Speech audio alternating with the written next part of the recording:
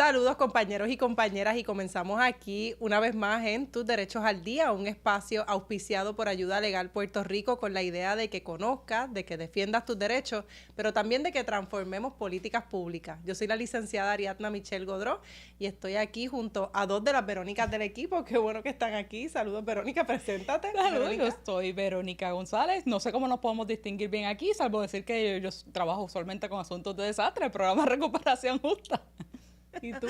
Yo soy Verónica Rivera Torres y trabajo en el programa Derecho a tu Casa, específicamente con el programa de justicia económica de las mujeres. Y una manera bien fácil de distinguir a ustedes dos, ¿verdad? Va a ser la manera en que vamos a atender los temas, personalidades muy distintas entre algunas pero complementarias. Pero complementarias en estas abogadas que son parte de Ayuda Legal Puerto Rico. Hemos tenido unas semanas bastante álgidas, tenemos que finalmente hablar, y lo hemos hablado, ¿verdad? A nivel de equipo, también algunas de nosotras en carácter personal con los medios, sobre todo el tema que tiene que ver con la Procuraduría de las Mujeres. Nosotras como organización tenemos unos límites, somos una 501c3 y también pues somos una sin fin de lucro y eso pues nos hace limitarnos y no oponernos ni endosar nombramientos, pero ya una vez los nombramientos no están, tenemos por así decir mucho más espacio para poder opinar y hablar sobre un tema que ciertamente impacta la manera en que acompañamos a personas. Claro, y más allá, ¿verdad?, de las limitaciones que tengamos nosotras como organización, creo que esta discusión va más allá de las personas individuales, claro, los actores específicos en esta situación. También tiene que ver con los actores específicos. Claro, no se da en el vacío, pero más allá de eso, creo que la discusión realmente importante, cuál es el rol de la procuradora, qué se supone que haga la procuradora y qué características o cualidades debemos, o la ley espera, las feministas esperan, el pueblo espera que tenga una persona que ocupe ese rol. Así que la idea es que hoy hablemos un poco de las procuradoras. Vamos a hablar también del Poder Judicial. Ayer salió una nota esta semana salió una nota sobre la manera en que está trabajando el Poder Judicial, que no debe ser un secreto para nadie, pero los tribunales no están llenando las expectativas ni tampoco satisfaciendo las necesidades de la gente que busca justicia. Así que son dos espacios donde las abogadas usualmente nos dicen no comentes, quédate callada, calladita más bonita, como una de esas campañas terribles que hay por ahí de violencia doméstica, pero que es importante que las hablemos y que las discutamos. Y algo que hace distinto a Ayuda Legal Puerto Rico es que nosotras hacemos abogacía, hacemos política pública, comentamos la política pública y pues para eso nos fajamos también, para conseguir chavos que no esté restricto a no poder opinar, a no poder hablar. Así que, Verónica, tú estás loca por hablar de estos temas. Tú, además de ser abogada en Ayuda Legal Puerto Rico ya hace varios añitos atrás, has estado trabajando, has sido siempre feminista y trabajadora por los derechos de las sobrevivientes de violencia de género. Pero la Procuraduría, ¿para qué? Bueno, la Procuraduría se creó con una ley, ¿verdad?, en el 2001 y se creó como una herramienta de derechos humanos. Entonces yo creo que eso siempre es bien importante rescatarlo, porque a veces se habla de la oficina de la Procuradora como si fuera una agencia más. Y la realidad es que se creó en un contexto que era excelente para que se creara, ¿verdad? Que yo creo que es importante, siempre el ambiente y el clima político siempre afecta las posibilidades que tenemos como defensoras de adelantar agendas de política pública. Y en aquel momento se logró y como una herramienta de derechos humanos, y leer la exposición de motivos de esa ley de verdad que da gusto, porque fue trabajada a muchas manos de mujeres con mucho conocimiento y con mucha experiencia en el tema de las mujeres. Así que, ¿para qué sirve esa oficina? Pues sirve para estar al servicio de una agenda de equidad. Se pensó en su momento que esa oficina iba a ser independiente y que iba a poder fiscalizar no solamente al Estado y al gobierno, sino también incluso al sector privado, que es algo que, por ejemplo, en Ayuda Legal lo hemos tenido claro desde siempre, ¿verdad? Que las políticas públicas no se limitan solamente a lo que pasa en la esfera gubernamental.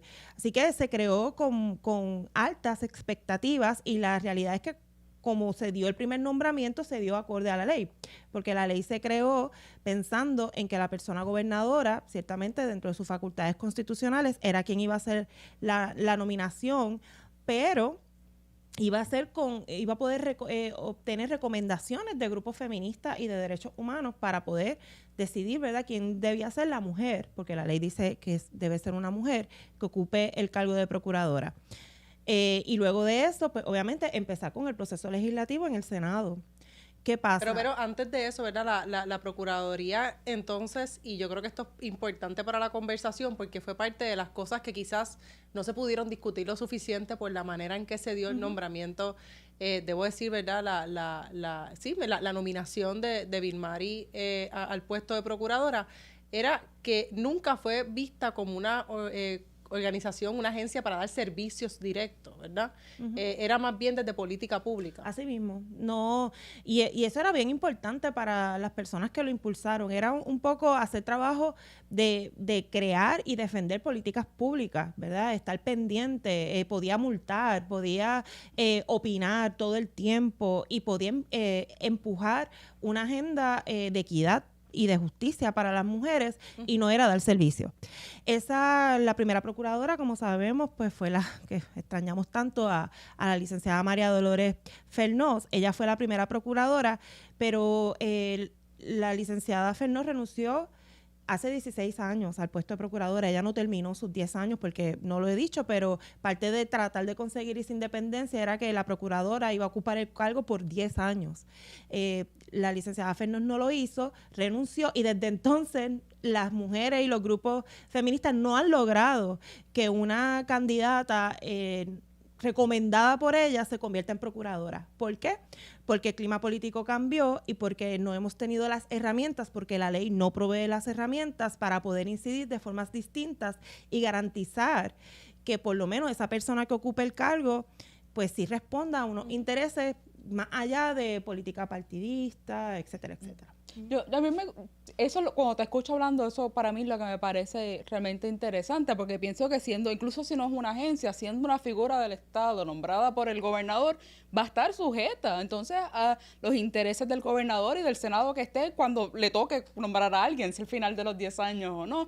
Y no necesariamente va a ser el gobernador o gobernadora en ese momento, la legislatura en ese momento, personas que tengan un interés por adelantar la causa de las mujeres y los derechos de las mujeres. ¿Cómo podemos tener un mejor sistema? ¿Cómo podemos incidir para que no se quede entonces la figura de la procuradora de las mujeres como una ley con buenos propósitos, pero con poca efectividad?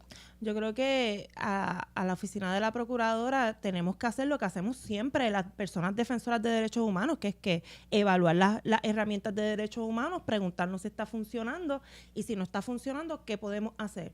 Y esa conversación es la que yo creo que está pendiente, porque si no pasa lo que ha pasado con la nominación de Vilmary Rivera Sierra, que fue una de las, porque no es la única, en estos años otras compañeras también han sido recomendadas por grupos de mujeres y con experiencia en la agenda de equidad y no han logrado ser confirmadas como procuradoras y esta vez volvió a pasar. Yo creo que nos debemos sentar y debemos analizar si en efecto la ley funciona o no funciona, porque el efecto que puede tener es que no es que ni siquiera no cumpla con los propósitos, sino que significa un retroceso en la lucha por la equidad y también nos resta tanta energía y es tanto el trabajo que invierten grupos que de buena fe, creyendo en el texto de la ley, participan de los procesos para que después pase lo que pasó ahora, que ni siquiera se terminó el proceso.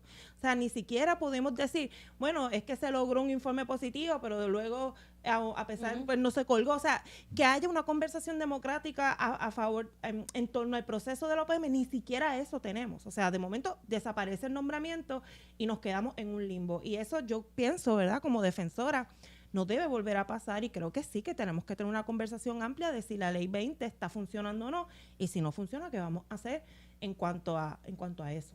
Una de las críticas mayores en este momento es que el fracaso de este proceso, como bien tú señalas, va atado a lo que también se ve como el fracaso de lo que fue el Comité PARE o el estado de emergencia contra la violencia machista. De momento esta promesa de política pública de que las cosas iban a cambiar, de que se iba a transformar, de que había una intención alegada del gobierno, siempre sospechamos, ¿verdad?, con mucha sospecha, pero donde sí compañeras también pusieron su energía en pensar que este comité iba a ser capaz de transformar no solamente áreas de vivienda, educación, pienso en el currículo con perspectiva de género, sino que este proceso de la Procuraduría, que ya se veía venir, iba a ser distinto. Ese desencantamiento, Verónica, de momento volver a decir esto fracasó de nuevo, olvídate de la Procuraduría, ¿es el resultado que estás viendo? Sí y no, por una parte sí entiendo la frustración de las compañeras que, como digo, de buena fe participaron, pero saben que es que las mujeres no se han quedado cruzadas de brazos. O sea, mientras la procuradora ha dejado de funcionar como esa entidad independiente que queríamos, al mismo tiempo han habido iniciativas comunitarias, han nacido nuevas organizaciones, se han creado, por ejemplo, un observatorio de género. Bueno, la lucha de aborto libre, las compañeras también defendiendo derechos sexuales y reproductivos. Entonces, aunque es verdad que nunca vamos a decir que el Estado no tiene una obligación de hacer ese trabajo, ¿verdad?, de crear políticas públicas y de velar por su cumplimiento, eso es así. Pero la verdad es que ante la falta de que ha pasado, ¿verdad?, ha florecido un movimiento con más creativo, con más fuerzas, que no ha sido cooptado. Entonces, en ese contexto, por eso es que pienso que no debemos tener miedo a reevaluar esa política pública. Yo no creo que va a cambiar mucho si un día las mujeres nos reunimos y decimos, ya no vamos a invertir más esfuerzo en la oficina de la procuradora, vamos a hacer otras cosas. Yo no creo que va a tener un efecto necesariamente detrimental, pero lo que sí puede tener un efecto detrimental es no tener la conversación. Y conversaciones que no se tienen, yo creo que también ante el auge del fundamentalismo, un país cada vez más conservador, un país cada vez más duro, una de los comentarios o de las cosas que más se ha escuchado es la necesidad de que las candidatas asuman posturas más fuertes ante eso avasallador en el proceso del país que estamos viviendo. Y pienso, por ejemplo, en ese proceso, en una de las vistas se le preguntó a la compañera Rivera Sierra, se le preguntó, ¿y qué tú piensas? ¿El aborto es un derecho fundamental? Y no se contestó categóricamente que sí, que el aborto es un derecho fundamental. ¿Habría que haberlo hecho distinto? ¿Esa pregunta es para mí? Que para ti, Verónica. Yo creo que, y algo que pensaba ahora cuando Verónica también hablaba del rol de las organizaciones, creo que depende de cómo uno visualiza lo que debe ser y lo que realmente es la organización. Si hubiesen preguntado a mí, yo hubiese dicho que sí, porque lo es, y no es mi creencia, tengo millones de fuentes de derecho que dicen que sí lo es, esto no es una controversia, ¿verdad?, en el año 2023, pero también estoy consciente que si yo digo que sí tajantemente, eso va a crear amigos bien poderosos ahí. Así que la pregunta que uno piensa, tratando, eso no es un espacio donde yo estaría, pero vamos a ser realistas, pero que eso es parte de la discusión. No te vas a tirar a la Procuraduría, no estás disponible. Lamento informar.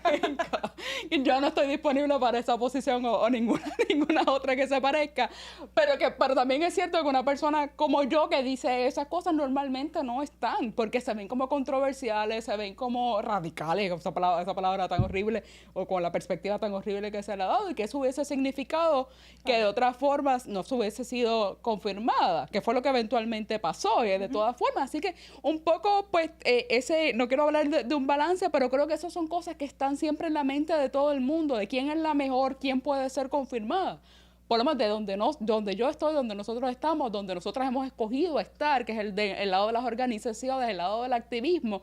Nuestro trabajo, sin embargo, es eso, exigir que la procuradora pueda decir que el derecho es un aborto y que lo pueda decir sin titubeo. El proceso político de quién es confirmado, eso es otra cosa, pero yo sé cuál es mi trabajo, yo sé qué es lo que nosotras tenemos que hacer, y creo que hay que crear un poquito de distinción de cuál es realmente el reclamo cuando pedimos de las personas que en efecto ocupan el poder. Me gusta mucho, Verónica, cómo lo planteas, porque yo estoy muy de acuerdo. Obviamente una persona, una vez que decide ser parte de ese proceso, pues tomará las decisiones que entienda que debe tomar para lograr, pues, ser confirmada. Eso es una cosa, ¿verdad? Y las decisiones personales de la nominada, pero otra muy distinta es cómo las organizaciones, que en este momento, particularmente con el tema del aborto, ¿verdad?, que es el que estamos hablando, estamos en un estado tan grande de precariedad y vulnerabilidad, pues claro que las organizaciones debemos exigir que quien se siente en esa silla pues no tema a la hora de decir que es un derecho fundamental. Sobre todo, Verónica, porque al final el resultado sigue siendo el mismo, porque el problema no es cómo ella contestara la pregunta, el problema es uno estructural de cómo es que el proceso se tiene que dar para lograr esa confirmación. Entonces, por eso es que es importante la conversación entre las mujeres, porque si esa es la conclusión, pues entonces, ¿por qué seguir validando un proceso que nunca va a funcionar? No importa lo que ella contestara, porque era apoyada por grupos feministas. Entonces ella se podía sentar allí y decir, no, como hizo, ¿verdad? No puedo contestar esa pregunta categóricamente. Allí nadie le creyó, aunque quizás, sabrá Dios, ¿verdad? No lo puede contestar categóricamente, quién sabe. pero la realidad es que no importaba. Entonces, es como también ser partícipe, ¿verdad?, de una fantasía. Ujú. Y yo creo que ya en el 2023, pues yo creo que nos debemos otra cosa. Mientras nos debemos otra cosa, tenemos que ir a una pausa aquí en Tus Derechos al Día, y cuando retomemos vamos a acabar esta conversación y hablar un poco de la rama judicial, que también para hacernos la pregunta, la abogada y el sistema de justicia vivimos en una fantasía esperando lo que nunca nos va a poder dar ese sistema. Así que dicho eso, vamos a una pausa y les pedimos que se mantengan acá con nosotras en Tus Derechos al Día. Y retomamos acá Tus Derechos al Día con una conversación sobre la OPM, y antes de irnos, Verónica, hablabas de dejar esas fantasías, ¿o no? ¿Cuáles son los próximos pasos? Y cuando se acabó y nos fuimos a la pausa, hablábamos entre nosotras de que quizás hubiese generado una conversación mucho mayor, una conversación de ruptura, el que se hubiese continuado el proceso y hubiese sido colgado, porque nos hubiese permitido tener conversaciones sobre la incomodidad, no solamente de si la ley es eficaz o no es eficaz, sino también tener conversaciones para adelantar qué es lo que nosotras estamos esperando, qué es lo que necesitan las mujeres en el 2023, sobre todo de cara a un proceso de elecciones donde la competencia es quién es más conservador. ¿Qué podemos decir ahí para cerrar esa conversación, si es posible cerrar esa conversación, Vero? Yo, lo que has dicho, me parece que una de las grandes pérdidas del proceso, ¿verdad?, que no se terminara, que ni siquiera hasta allá hubiéramos llegado. Y creo que independientemente de eso, tenemos que tomar una decisión de ruptura. Sobre todo, y cuando digo ruptura, de nuevo, no es adelantándome la conclusión a la conversación, pero sí abrir la puerta a decir esto no más. O sea, esto no puede pasar, ¿verdad? Si hay una ley, pues se supone que para algo está. Y esas vueltas que se le están dando cuando, por ejemplo, retiran nombramientos, lo que hacen es dejarnos en el status quo.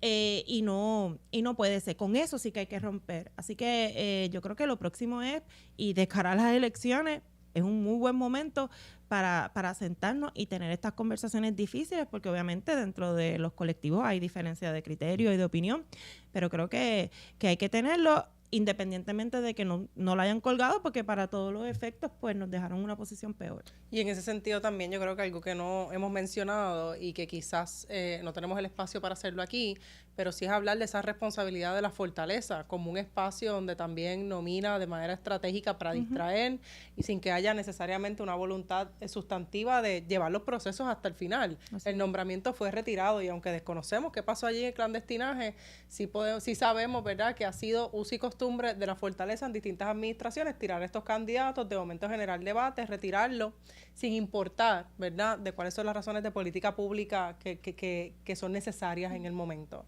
Así que cambiando y no pasando la página, sino más o menos en la misma línea, hablábamos del Ejecutivo, ese poder de nombramiento del Ejecutivo con OPM. Vamos a hablar un poco de la rama judicial, que ahora se llama el Poder Judicial.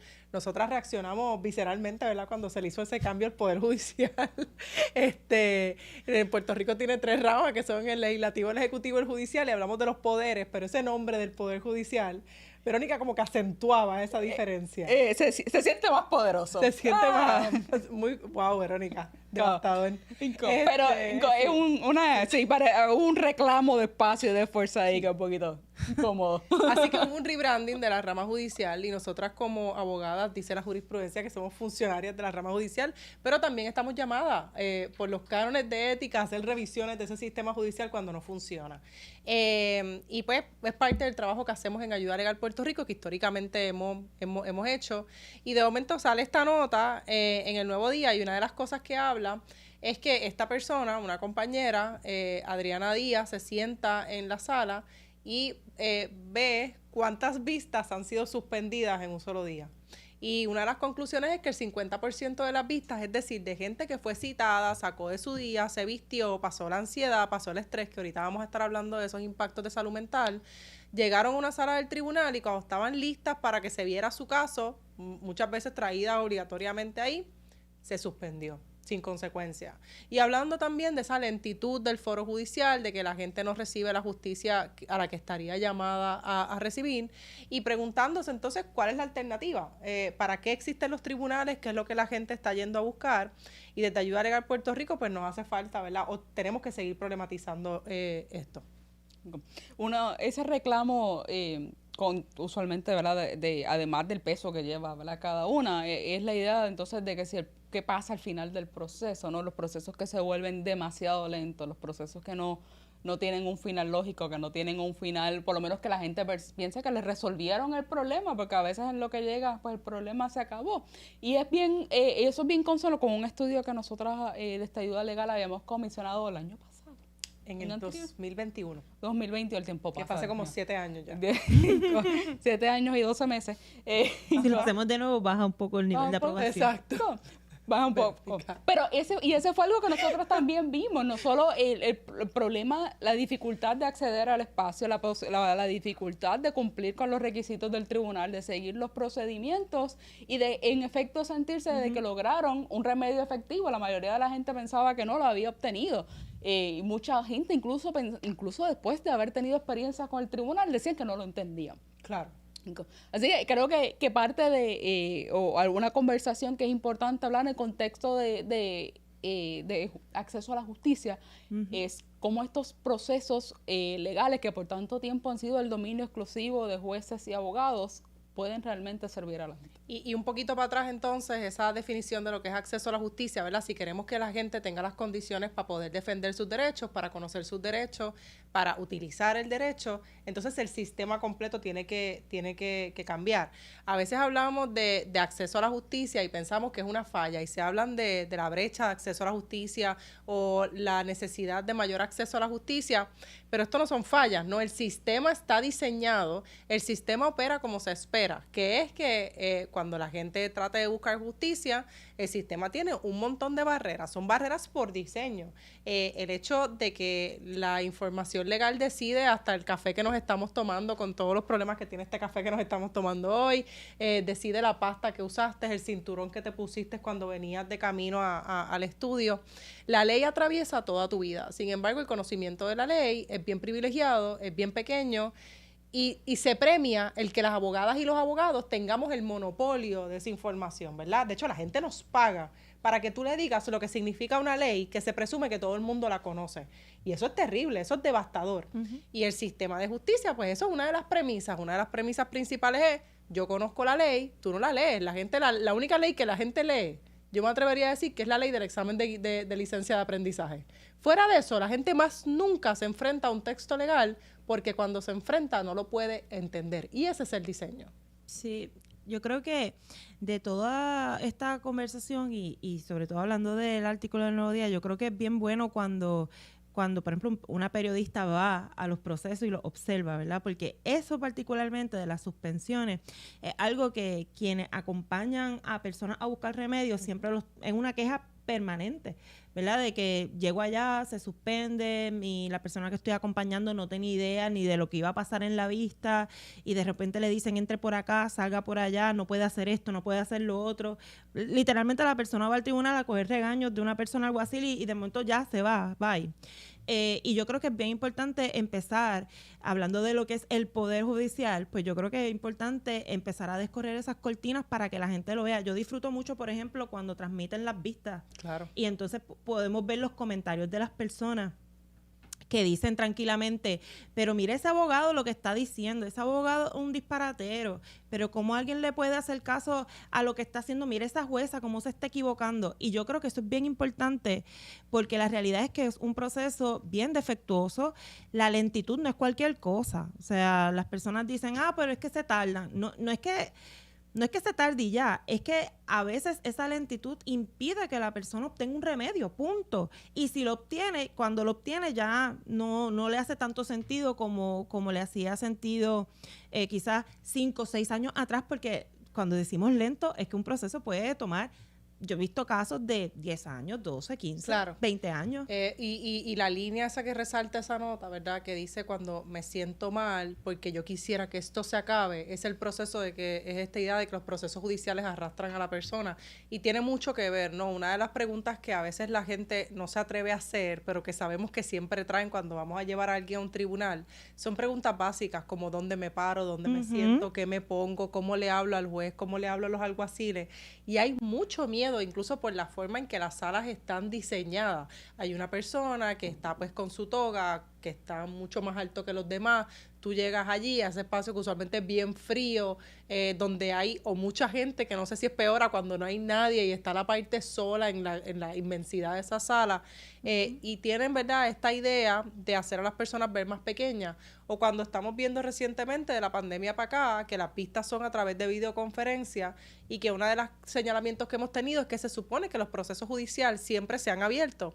Y eso se hace no porque nos interesa el chisme, no porque a la gente le interesa ver a la sensación, y esto excepto procesos obvios como violencia doméstica, agresión sexual, menores, pero sí se hace para evitar el abuso por parte de la persona que esté adjudicando.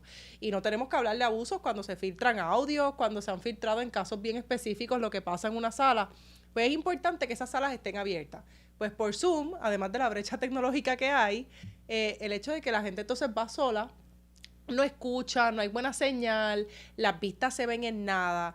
Y vamos a una pausa, pero cuando regresemos y hablemos un poco de los hallazgos que nosotras vimos cuando hicimos nuestro estudio de apoderamiento legal, hablar de algo tan reciente y un ejemplo bien concreto como esta vista que tuvimos de desahucio, donde nos llega una persona con una vista que se celebró y la minuta dice, de 9:47 a 9:48, en un minuto se tomó una decisión sin que la persona se pudiese conectar a la vista, donde esa persona se quedó sin casa, en un minuto. Así que regresamos ahora en Tus Derechos al Día con esa nota. Bienvenida a la cápsula Conocer tus derechos es poder, parte del programa radial Tus Derechos al Día, auspiciado por Ayuda Legal Puerto Rico. ¿Qué pasa si te demandan y no contestas la demanda o no contestas a tiempo? El tribunal puede anotarte la rebeldía, y sobre rebeldía hablaremos en esta cápsula. La rebeldía es el procedimiento que tiene a su haber el tribunal para poder mover los procesos judiciales sin el beneficio de la comparecencia de la parte demandada, cuando esta parte nunca contesta o, habiendo contestado, deja de participar en los procesos. La anotación de la rebeldía tiene el efecto de impedir que la parte demandada pueda presentar defensas y refutar las alegaciones que la parte demandante realizó en su contra. La anotación de la rebeldía no necesariamente es permanente, pero puede impedir verdaderamente que la parte demandada se defienda del proceso. ¿Cuándo se te puede anotar la rebeldía? Si no contestas la demanda en ningún momento, o si, habiendo contestado la demanda, dejas de participar o incumples las órdenes del tribunal. Cuando se te anota la rebeldía, al no tener la posibilidad de refutar lo que la otra parte está alegando, puede tener el efecto de que las alegaciones que realiza la otra parte se tengan por ciertas. No obstante, el hecho de que se te anote la rebeldía no significa que automáticamente la parte demandante gana el caso, sino que el tribunal tiene que examinar las alegaciones, evaluar si están bien realizadas y evaluar los remedios que esta parte demandante está solicitando. Importante también que sepas que la anotación de la rebeldía no necesariamente es permanente. Puede solicitársele al tribunal bajo ciertas circunstancias y condiciones específicas que se releve esa anotación de la rebeldía y te permitan continuar defendiéndote y participando del procedimiento. Para esta y otras informaciones importantes puedes visitarnos en ayudalegalpr.org o llamarnos al 787-957-3106. Hasta aquí hemos llegado en la cápsula de hoy y recuerda, conocer tus derechos es poder. Y continuamos aquí con Tus Derechos al Día, este espacio donde hemos estado hablando hoy sobre la rama judicial, los tribunales, qué funciona, qué no está funcionando. Y a veces cuando hablamos de ese saldo, de salas y hablamos de economía procesal, hablamos de la lentitud de los procesos, se olvida o se pierde de perspectiva que estamos hablando de personas que están acudiendo al tribunal, que muchas veces no van al tribunal porque quieren, y nadie va al tribunal, yo creo que contenta ni feliz, y que van muchas veces obligadas o traídas por situaciones familiares que lamentablemente, o comunitarias, que no tienen una respuesta adecuada en otros espacios que no sean una sala de un tribunal. Y se nos pasa por alto que ese proceso puede ser sumamente traumático, ¿no? La gente, nosotras lo hemos visto, Verónica, cuando vamos a brigadas y la gente no quiere comenzar procesos judiciales, por ejemplo, con los títulos de propiedad, o le tienen miedo a que lleguen las abogadas porque asocian a las abogadas con el departamento de la familia, y es un proceso de mucho dolor. Sí, y es miedo realmente, y creo que es a la estructura del tribunal, a lo que representa esa institución, porque a veces, incluso en procesos que no representan ningún riesgo para la persona, un procedimiento, por ejemplo, me pasó con un cambio de nombre.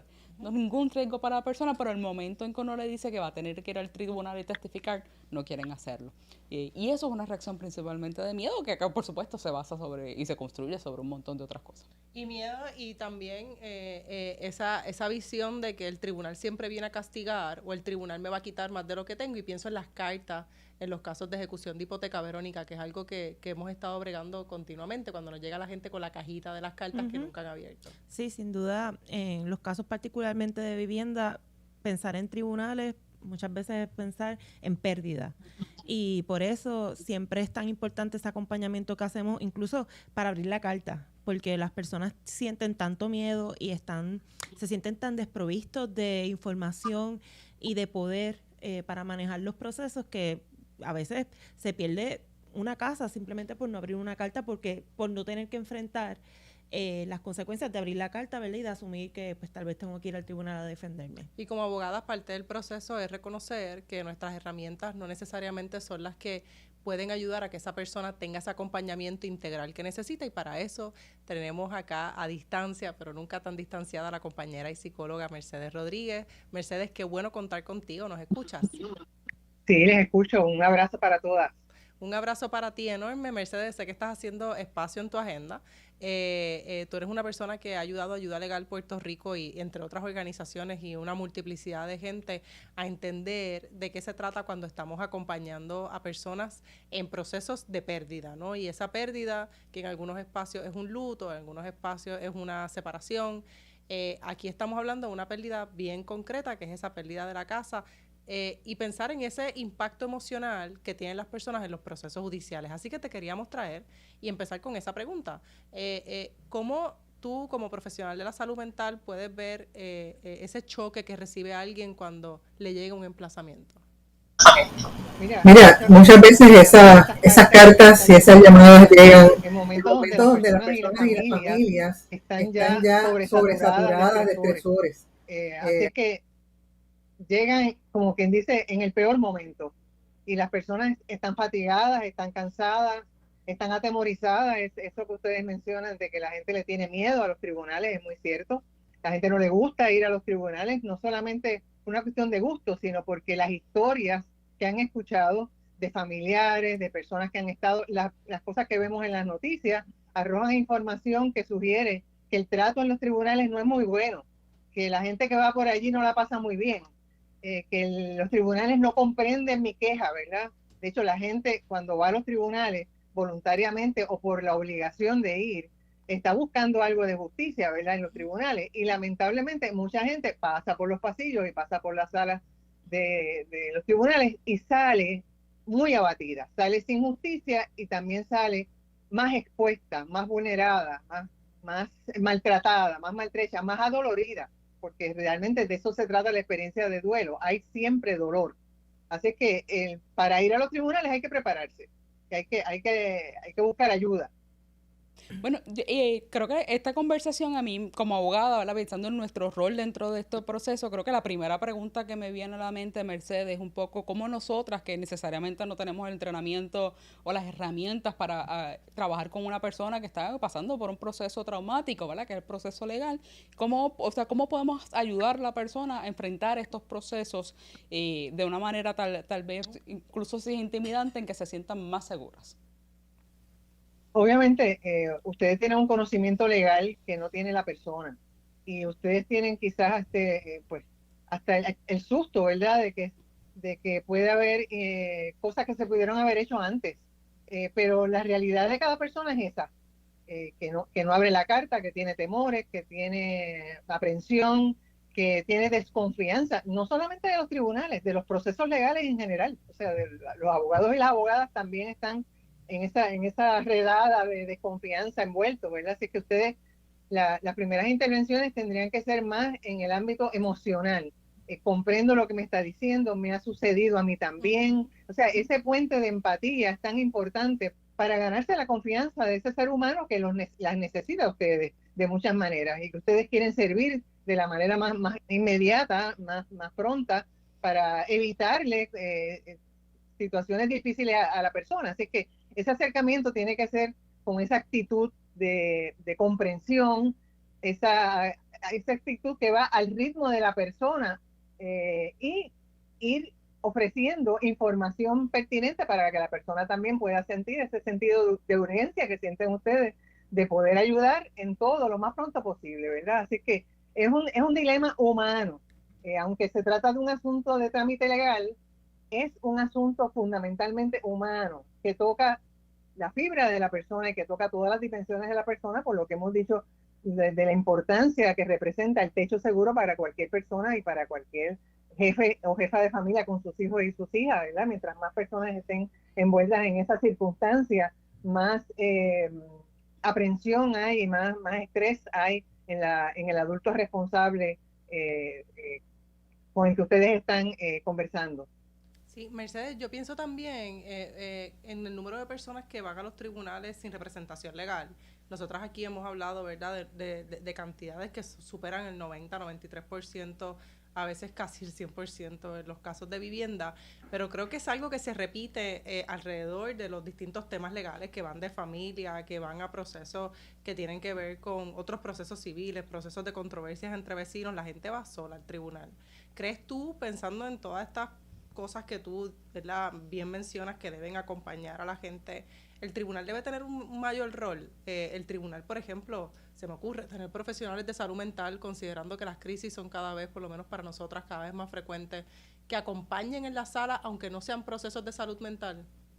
Eso sería una gran idea y podría traer mucho bienestar, no solamente a la persona que está envuelta en el proceso, sino a los profesionales que están trabajando de todas partes, incluso para los profesionales que están a cargo de hacer la justicia. Yo creo que hace falta mucha capacitación y en estos tiempos todo el mundo tiene que hacer un poquito de psicología y un poquito de trabajo social en la gestión laboral, cualquiera que sea tu profesión, cualquiera, absolutamente cualquiera, necesitas unas destrezas básicas mínimas de conectar, de hacer empatía, de comunicar esperanza. Un asunto como tan serio como el que ustedes tratan, tú sabes, que tiene que ver con la posibilidad de perder el techo, tú sabes. Naturalmente que la esperanza es importante porque de lo contrario los pensamientos de la persona van a ser autodestructivos, va a ser, pues yo no lo voy a poder hacer, mejor yo no existo. O sea, así que a ustedes les toca hacer un trabajo que incluye necesariamente un acercamiento humano, sensible, solidario, comprensivo, compasivo y de apoyo. Pero naturalmente que lo ideal sería que los tribunales tuvieran un componente importante y tienen evidencia de sobra de por qué hace falta ese componente de salud mental y de hecho lo tienen en mínima escala en las salas de familia con equipos de trabajadores sociales que nunca dan abasto y nunca es suficiente, pero debería haber en salas que tienen que ver y que manejan asuntos, por ejemplo, de hipotecas y de vivienda. Naturalmente que sí, por el impacto que tiene esas decisiones que se están tomando ahí en la vida de ese ser humano, tú sabes, claro que sí que tendría que haber. Escuchándolas, pienso que hay algo que hay un proyecto que las mujeres hemos creado y hemos impulsado y que ha dado buenos frutos, que son las salas especializadas de violencia doméstica. Y creo que es una oportunidad, ¿verdad? Porque a veces se invisibiliza ese trabajo y se queda en la sala especializada, pero si se necesitan datos de cómo es que funciona un acompañamiento que va más allá del legal para que en efecto se consigan remedios, ahí está la historia de las salas especializadas. Y son un buen ejemplo porque también es algo que Ayuda Legal Puerto Rico se ha preocupado por hacer cuando trata el tema de la justicia económica de las mujeres, es validar los modelos de intervención cuando hay trauma envuelto. Y es una convocatoria que le hacemos a los abogados y a las abogadas, que aunque no tengamos ese expertise, ciertamente hay unos modelos de intervención ya validados que básicamente todo lo que Mercedes nos ha dicho, ¿verdad? Desde, que te ayudan desde el momento de hacer la entrevista hasta el momento de ir con la persona, etcétera, etcétera. Y creo que Mercedes estarás de acuerdo conmigo en cuanto a que ahí hay, ¿verdad?, un montón de trabajo y de haberes y experiencias que se deberían rescatar, no para nada más las sobrevivientes de violencia doméstica, que mejor ejemplo de lo que es ir al tribunal con un trauma no hay, pero también para extrapolar eso y poderlo aplicar a otras circunstancias más amplias que también afectan derechos fundamentales de las personas. Esa experiencia de la sala especializada es extraordinaria y es extraordinaria en la medida de que no solamente acerca a los seres humanos que van allí al proceso de la justicia de una manera más humana y más sensible, sino que beneficia a todas las partes. El que pueda la persona sentirse, los testigos se puedan sentir en más comodidad, pues facilita la expresión, facilita el testimonio, facilita responder a las preguntas fáciles y a las preguntas difíciles también. Así que es algo que, aunque hay algunos sectores que se oponen a esa sala, porque les parece que es que coloca en situación entonces de desventaja a una parte, la realidad es que no es así. De lo que se trata es de dilucidar las verdades, ¿verdad? Y que esa verdad fluya sin aprensión, ¿verdad? Que no se obstruya, ¿verdad? El proceso de conocer la verdad y de tomar decisiones. Así que qué bueno que sí, que existen, y qué bueno que quizás en el futuro puedan existir más ampliamente. Mientras tanto, mi recomendación sería que estas personas que van al tribunal vayan acompañadas. Tiene que haber alguien de la familia, una vecina, una amiga que la acompañe. Nadie debe someterse al proceso judicial y a ninguna gestión judicial sola o legal.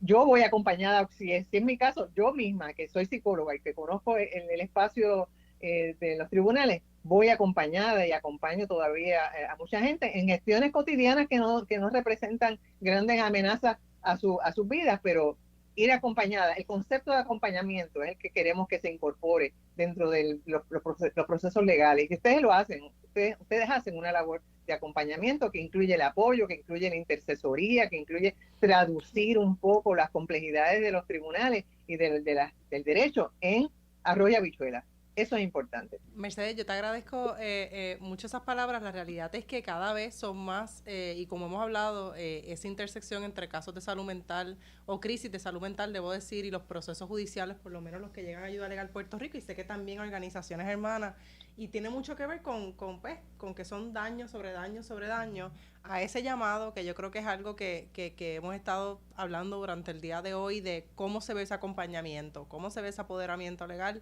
Yo creo que hay una responsabilidad compartida de parte de las personas que somos abogadas, de parte de los profesionales de la salud, Mercedes, y yo creo que en otro momento debemos incluso problematizar esos procesos de salud mental y si funcionan o no funcionan y si deben ser los tribunales los que los vean, pero sobre todo esa responsabilidad también que tiene el Estado, la rama judicial, de seguir repensándose, y qué bueno levantar el ejemplo de las salas especializadas de violencia doméstica como un ejemplo validado y que sí ha funcionado.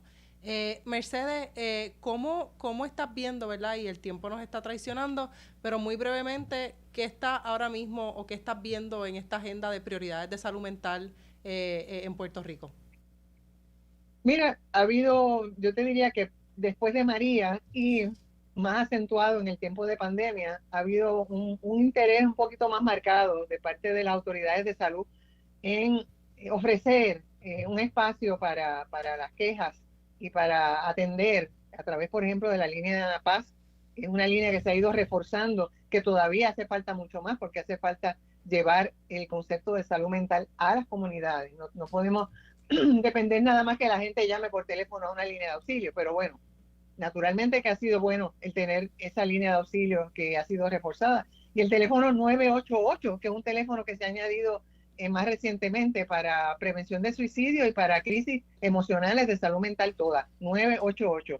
Y la gente está utilizando esa línea, ¿verdad? Así que en lo que hacemos algo más, que yo creo que es que todo el mundo tiene que hacer un poquito de salud mental y todos nos tenemos que capacitar. La escuela también tiene que ayudar en ese componente de salud mental para que estemos fortalecidos, ¿verdad? Que no es en emergencia, no es en pandemia, no es cuando viene el huracán, sino que todos debemos fortalecernos emocionalmente para poder lidiar con las cosas de la vida y los problemas de la vida.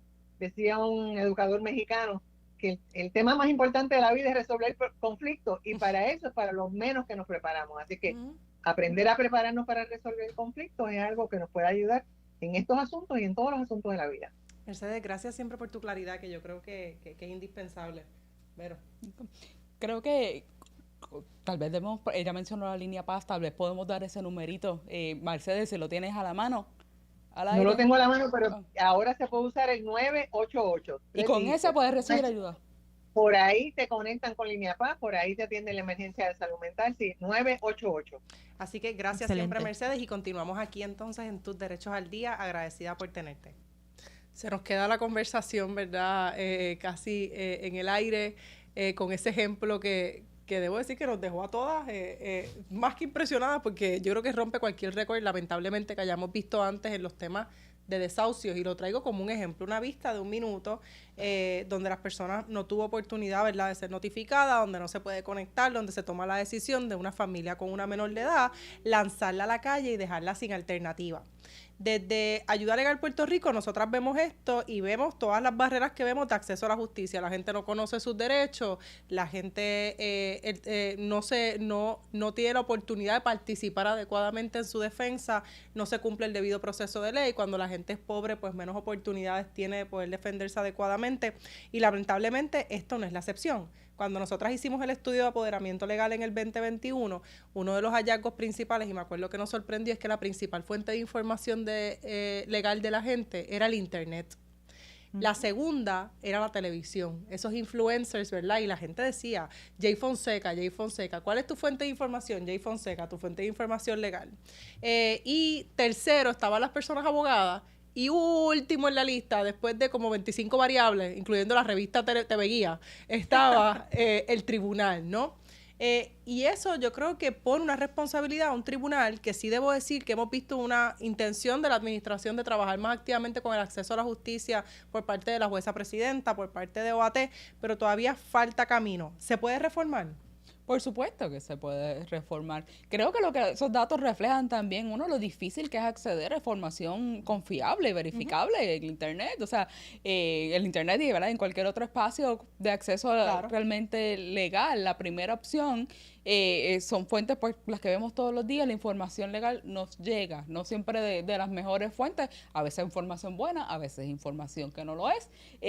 Pero eso también refleja lo legalizado que está nuestro panorama mediático, que la gente está discutiendo asuntos de derecho desde el derecho en televisión todos los días. Oye, pero eso es bueno. Lo que pasa es que quizás no se hace correctamente, pero es bueno que la discusión de derecho se haga pública, ¿o no?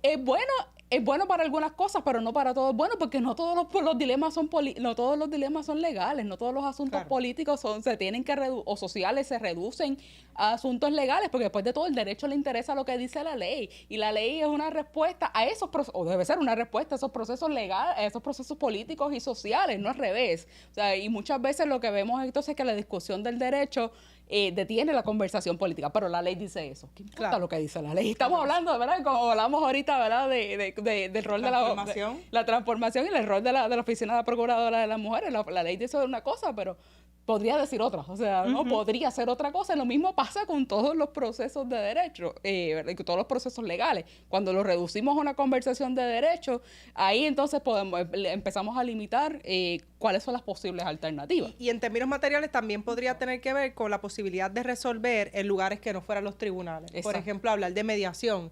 Y ese estudio, una de las cosas que nos dijo es que solamente 4 de cada 10 personas sabían lo que era la mediación, así que es un mecanismo que no se utiliza.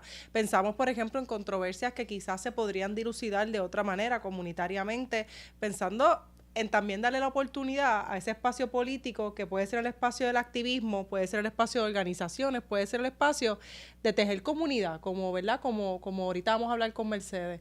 Verónica, ¿cómo tú lo ves? ¿Es reformable el sistema judicial? Pues tiene que serlo, o sea, porque como todo, ¿verdad? Como toda institución tiene que serlo, y sí, yo creo que, pero para reformarlo creo que no podemos limitarnos solamente a la responsabilidad de la rama judicial como tal. Yo creo que, por ejemplo, las escuelas de derecho tienen mucha responsabilidad.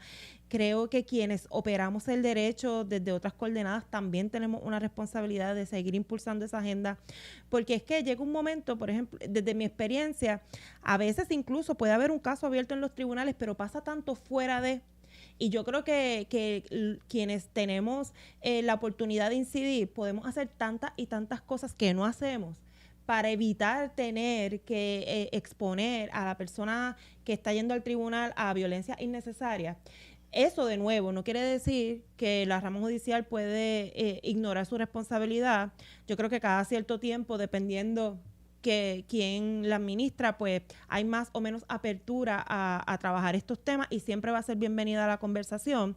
Pero también sabemos que la rama judicial tiene un serio problema de rendición de cuentas, pueden darse un montón de políticas y muchas aperturas, pero luego ese operador, ese juez, esa jueza hace y deshace, y poder incidir de alguna forma directa en cómo esa persona está manejando, por ejemplo, su sala, claro, es bien difícil y es bien cuesta arriba. Así que creo que esas son parte de los factores que debemos tomar en cuenta. También me parece que una conversación importante es el problema que tiene el rama judicial con la rendición de cuentas, porque una vez que esa persona, la jueza, que está en una sala y la maneja, es bien difícil incidir en cómo lo hace. Y a pesar de que han habido casos bien claros de mal manejo de los procesos y bien claros de abuso de los procesos, la realidad es que después no pasa nada.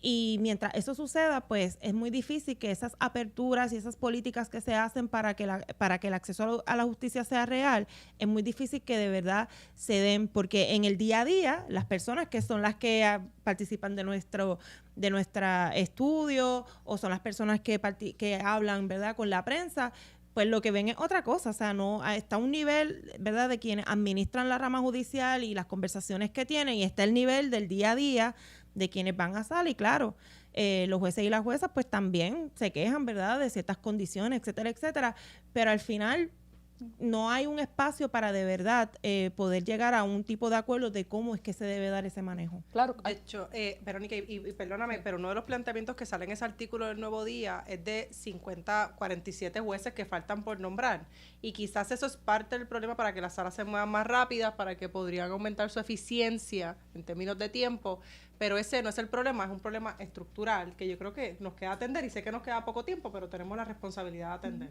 Y quería un poco resaltar que el problema de rendición de cuentas lo que lleva entonces es una falta de confianza en la estructura misma. Claro. Porque los tribunales se toman cientos de decisiones todos los días, cientos de decisiones que normalmente están bien tomadas, incluso si uno no está de acuerdo con la determinación, uno entiende por qué el juez llegó a la conclusión que llegó. Eso no llega, esas no reciben la misma atención, obviamente, porque es lo que siempre pasa, pero todos se afectan de la misma forma, porque los problemas y la idea de que los problemas no se pueden resolver porque al juez que toma una acción que nos parece inapropiada no tiene ningún tipo de sanción, no hay ningún remedio a la persona, pues no ocurre, y eso debilita todo el sistema. Todo el sistema. Sí. Verónica, ¿cómo podemos cerrar este espacio? Bueno, yo creo que podemos cerrar este espacio reconociendo que hay un camino que trabajar, que yo creo que casi siempre cerramos los espacios así, ¿verdad?, diciendo aquí estamos, esto es lo que nos toca, pero yo creo que en el caso particular del acceso a la justicia pasa como con lo de la OPM. Yo creo que hay unas conversaciones importantes que hay que tener, y que Poder Judicial, rama judicial, como sea, la realidad es que en la vida de las personas puede ser tener un efecto de hoy, o sea, de dividir su vida entre pase por el tribunal y salir del tribunal, ¿verdad? Lamentablemente, no siempre es un antes y un después. Un antes y un después. Lo para bien o para mal, es un antes y un después. Y eso, sí, estamos hablando específicamente de los tribunales, pero hay muchos otros procedimientos que llamamos adjudicativos, a los que las personas se enfrentan con regularidad. Aunque incluso cuando no están conscientes de eso, cuando uno va a pelear la factura de Luma, cuando uno va a pactar la factura de acueducto, eso es un proceso adjudicativo que lleva una agencia que es distinto a los tribunales, pero para el efecto de la vida es el mismo. Sí, no, otro día yo creo que le debemos dedicar un programa entero a la lentitud en los procesos administrativos, porque también son procesos que son de justicia. Y eso sí que si los tribunales son lentos, los administrativos es una parálisis general. Y que irónicamente esos procesos, y digo irónicamente, pero es que los procesos administrativos están hechos para que la gente vaya, ¿verdad? Para que sea la gente la que los resuelva. Y cada vez son más complejos, y poder tomar los procesos de supervisión judicial son mucho más complejos e inaccesibles para la mayoría de la gente. Así que de nuevo, otro espacio donde no hay realmente rendición de cuentas para efectos de la gente. ¿Cómo? ¿Tú vas a quedar ahí? Ok.